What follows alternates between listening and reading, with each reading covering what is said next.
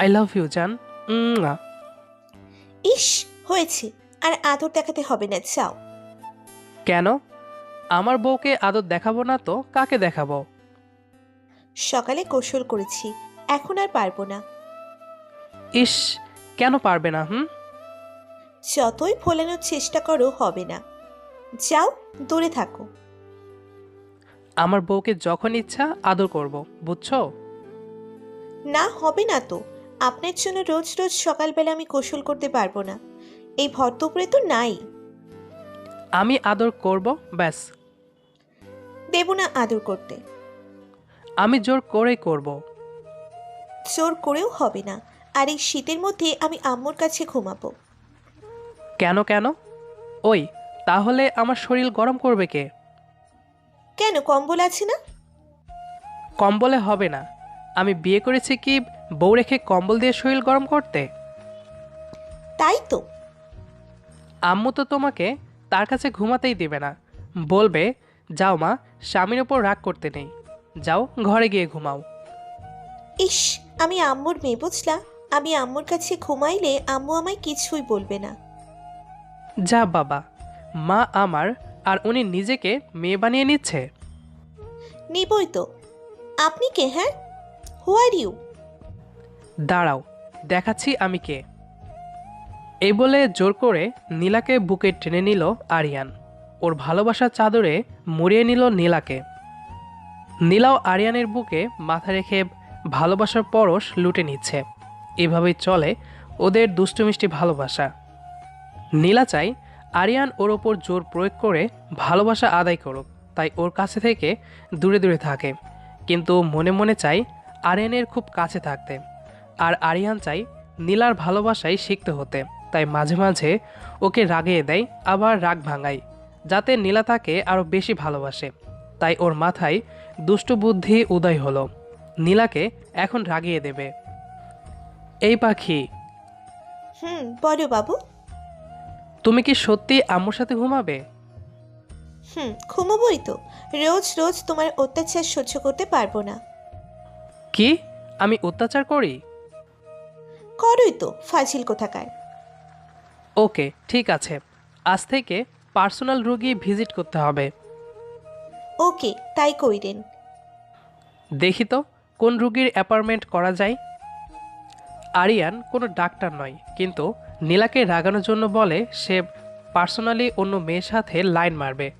Mobile বের করে ওর school জীবনের বান্ধবীর সাথে তোলা পিকগুলো দেখছিল। নীলাকে ফেলে মোবাইলের দিকে মন দেওয়াতে নীলা রেগে যায়। টান দিয়ে মোবাইলটা নিয়ে নেয় নীলা। তখন ওর বান্ধবীর সাথে ডুয়েট পিকগুলো দেখছিল। মোবাইল স্ক্রিনে এগুলো দেখে নীলার ভীষণ রাগ হয়। মোবাইলটা আছাড় মারে। রাগে ফুপাতে থাকে নীলা। ওর চোখ দুটো ঝলঝল করে ওঠে। রাগলে নীলার মুখখানা লাল টমেটোর মতো হয়ে যায়। এখনই কেঁদে দিবে এমন অবস্থা। রাগ করে থাকতে পারে না, মুহূর্তেই শেষ হয়ে যায়। আরিয়ান কাছে গিয়ে আদর করতে চায়, ওকে সরিয়ে দিয়ে নীলা বিছানা থেকে উঠে যায়। চোখ মুছে ঘর থেকে বেরিয়ে যাওয়ার জন্য পা বাড়ায়। আর আরিয়ান পেছন থেকে হাত ধরে ওর। হাত ছাড়িয়ে নেয়। এই, খবরদার স্পর্শ করবে না আমাকে। কেন? আমার বউকে আমি স্পর্শ করব না তো কাকে করব? অন্য মেয়ে আছে না, তাদের কাছে যান। তাই? সত্যি অন্য মেয়েদের কাছে যাব? না স্পর্শ করব না? না না না, আমাকে স্পর্শ করলে আমার মরা মুখ দেখবেন। নীলার এমন রিয়্যাক্ট করায় হতভম্ব হয়ে যায় আরিয়ান। নীলাও বিস্মত। কি করে ওর মুখ থেকে এই কথা বের হলো? ও নিজেকে বিশ্বাস করতে পারছে না। এভাবে রিয়্যাক্ট করাটা ঠিক হয় নাই। আরিয়ান অনেক কষ্ট পেল। কি বলবে নীলাকে বুঝতে পারছে না আরিয়ান। ফ্রেশ হতে বাথরুমে চলে গেল। আরিয়ান বাথরুম থেকে বের হতেই নীলা ওর কাছে গেল। আরিয়ান, এই নাও টাওয়েল। কি হলো, টাওয়েলটা নাও। নিবা না? আরিয়ান নীলার সাথে কোনো কথা বলল না। আর কথা বলবেই বা কী করে? নীলা যে অনেক বড় একটা কসম দিয়ে ফেলেছে। নীলাকে যদি আরিয়ান স্পর্শ করে তাহলে নীলার মরা মুখ দেখবে। আরিয়ান কোনো কথা না বলে পাশ কেটে রুমে চলে গেল। নীলা পেছন থেকে ডাক দিতে গিয়েও পারল না।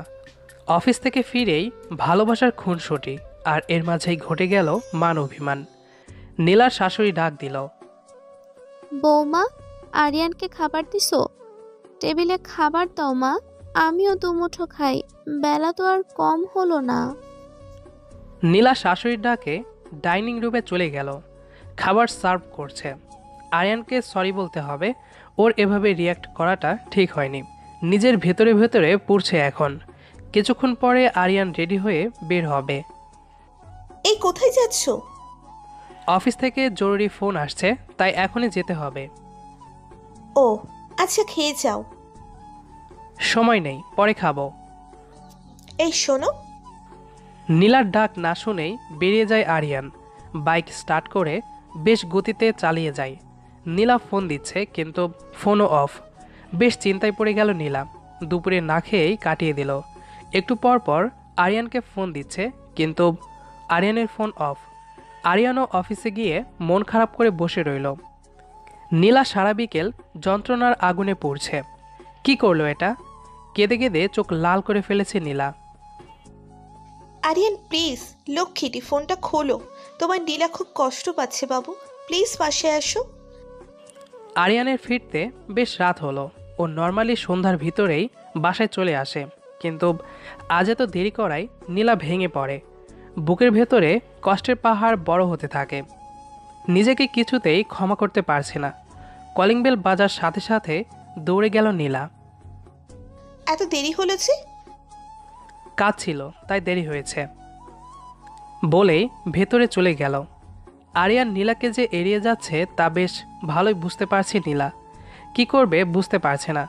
আগে আরিয়ান অফিস থেকে ফিরেই ওকে আদর করে কপালে ভালোবাসার পরশ বুলিয়ে দিত। আজ দেয়নি। বুক ভেঙে যাচ্ছে ওর।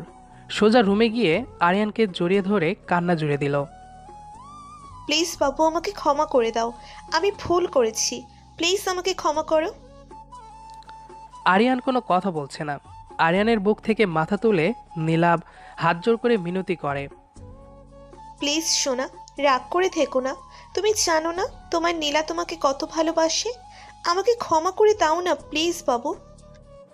দুহাতে আরিয়ানের গালে স্পর্শ বোলাই নীলা, চোখে পানি। এবার নীলার চোখে চোখ রাখে আরিয়ান। নীরবে নীলাকে জড়িয়ে ধরে। এতক্ষণ আরিয়ানও ভালো ছিল না। নীলাকে কাছে পেয়ে যেন বুকের কষ্ট শেষ হয়ে গেছে। আরিয়ানের বুকে মুখ লুকিয়ে অশ্রু ঝরায় নীলা। ও যেন দেহের মাঝে প্রাণ ফিরে পেয়েছে।